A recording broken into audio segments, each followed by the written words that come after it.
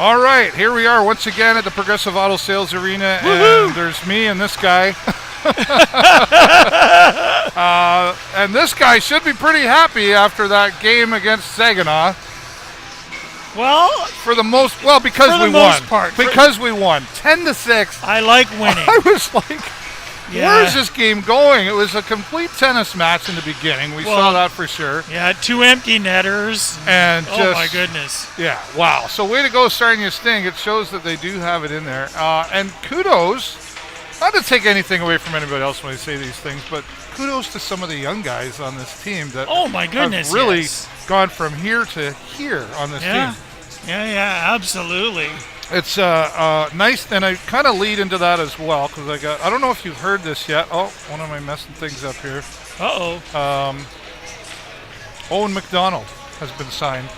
Good. By the Sarnia Sting, right? And Good, I like that. 17-year-old player from Moortown and coming up from the Sarnia Legionnaires. And I think we'll see some pretty cool things coming from him. I hope so. I really like, is it Ethan Wainwright? Yep. I love that kid, too. We've seen some performance from him as well, right? So that's a good thing. So and then Zach Felak attack with the Hatter the other day. So there was a lot of great things did happen, aside from winning 10-6, and then Zach Felak. We had Zach Felak and Theo Hill, the post-game press conference last game. That was a really good combination. Those two guys really fed each other well, I think.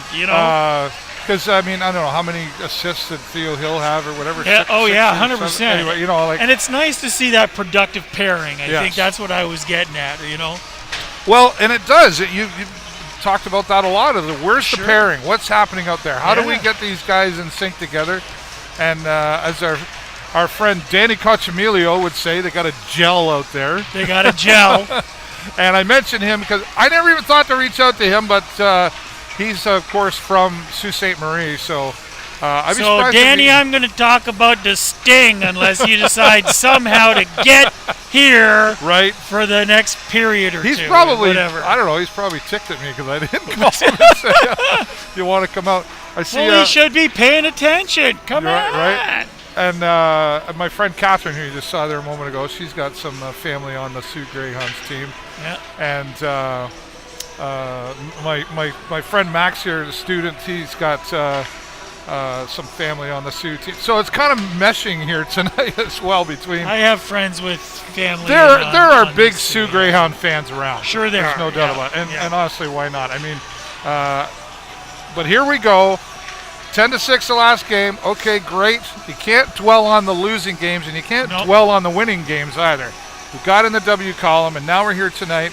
SOO Greyhounds are a big team, and this is going to be not an easy game tonight for the Sarnia Sting to win. And I think you're right, Dave. I think there comes a point where you just have to look at each game individually and say, okay, what do we got to do right now to take the 2 points away from this team tonight, and I think what's the answer? Well, I'm not so sure I got the answer. I didn't necessarily think I had the answer for Saginaw either, and I thought I had the answer for Flint. So the truth is, clearly, I haven't got a clue what I'm talking about. No, I'm just saying. You know what? I think we've played the Sioux lots. I think the Sioux, sort of know how we play. So I think, one of the keys is to come out and do something just that little bit different. We have to be more adaptive in an individual game to the changing facets of that game, right? Right. Because, and I'll give you one example. The Sting this season have taken to this 2 or 3 back passes. They're trying to get set up to enter the forward zone, and they do this back pass thing, right? And it's not just one back pass. It's usually 2 or 3 of the darn things before they get that momentum they need to get going forward. And the problem is, like a team like Flint, they saw it once, Okay, all right, that's interesting. They we got figured it burned out pretty quick. 2 times. You know what? That's it. If they're going to use this, 3rd time they got it figured out. And all of a sudden, any time after that, we're coughing the puck up. Right. We're creating odd man rushes against us. And you can't do that, right? And that back pass, you said it before too, where, when you're moving forward, unless you're really being attacked 2 or 3 on 1, I don't understand why.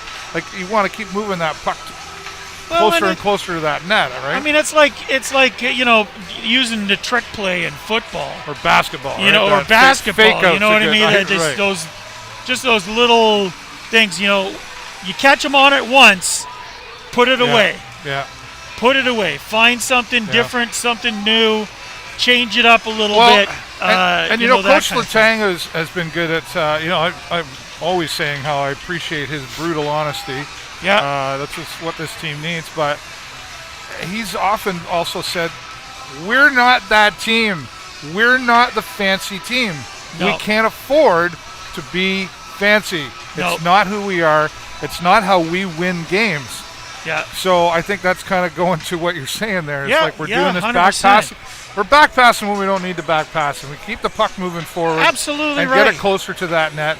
And I think what's to be said about that is if you keep moving forward and you're closer to the enemy zone, so to speak. Sure. I think tells them more that, hey, these guys are pushing hard. And I'm not saying that there isn't an appropriate time to use that tool. Yeah. But if you're doing it every time, you're going to get caught. You're going to get dinged. That's it. And that's what happened. 100%. Right? That's what happened. And I think you're right. I mean, I think, if I was to characterize the Sting, we are a straightforward hockey club. Yes. You know what I mean? We use everything in our power to just play hard, keep the momentum, keep the pressure on, and play typical, good old-fashioned style hockey. Get out there and play. Well, they're warming up out there right now, and that's about to end here. But I think the Sarnia Sting knows what they're in for. Yeah. We've talked many times over the last several home games about leadership on this team. We still don't see Nolan Dillingham, and we likely won't. I would say. I don't think we will. I mean, if he's broke, we won't see him. Yeah. I don't think. Which is too bad. Unfortunately, that's a 6-week heel, right? Right. Whether at you least. like it or not. So, we talk about that whole leadership thing. Who's leading out there? Who is leading out there? I mean, you've got the Theo Hills and whatever. They've taken a bunch of A's off of some guys' jerseys, right. We used to have probably 6 assistant captains. We don't anymore. No. So what's that storytelling? Well, I don't know. I think frankly, what that says to me, if I was a betting man or a guessing man. Or an educated guessing man. We'll go with that. I would say what the coach is really trying to say is, if you want an A on your jersey, you better step up and earn it. Yeah.